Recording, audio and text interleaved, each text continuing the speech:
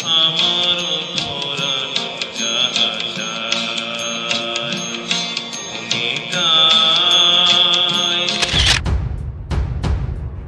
কালাম আজাদ।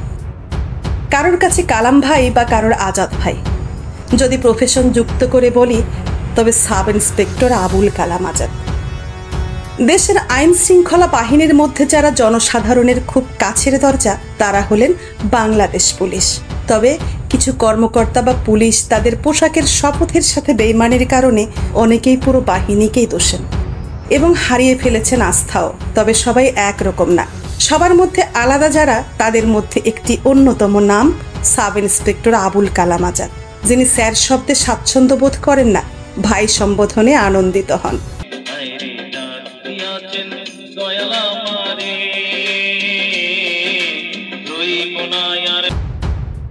2021 সালে ভালুকা মডেল থানায় যোগদান করেন জনসাধারণের এই বন্ধু আবুল কালাম আজাদ। এরপর বন্ধ করতে মরিয়া হয়ে ওঠেন ভালুকায় অপরাধমূলক কর্মকাণ্ড, বাড়ান জনসচেতনতা।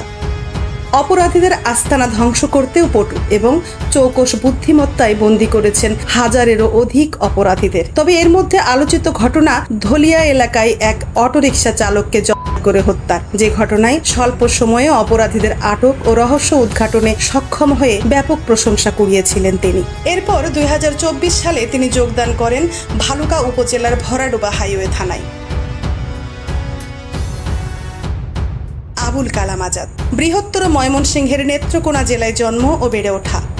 স্কুল জীবনে ভালো ফুটবল খেলতেন বলে ইচ্ছে ছিল ফুটবলার হওয়ার, যা এখনও তার মনে দাগ কাটে।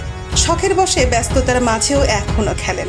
ব্যক্তি জীবনে মানুষটি এক ছেলে ও এক কন্যার জনক, যাদের নিয়েই এখন তার স্বপ্ন বেঁচে থাকা। তবে জীবনের শেষ মুহূর্ত পর্যন্ত জনগণের বন্ধু হয়ে থাকতে চান, রাখতে চান অবসরের পরেও নিজেকে মানব সেবায় নিয়োজিত।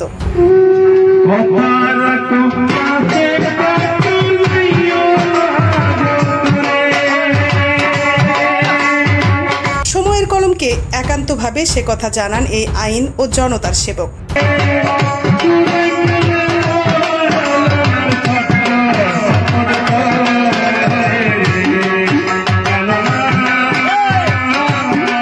মারিয়া নূর, নিউজ ডেস্ক, সময়ের কলম।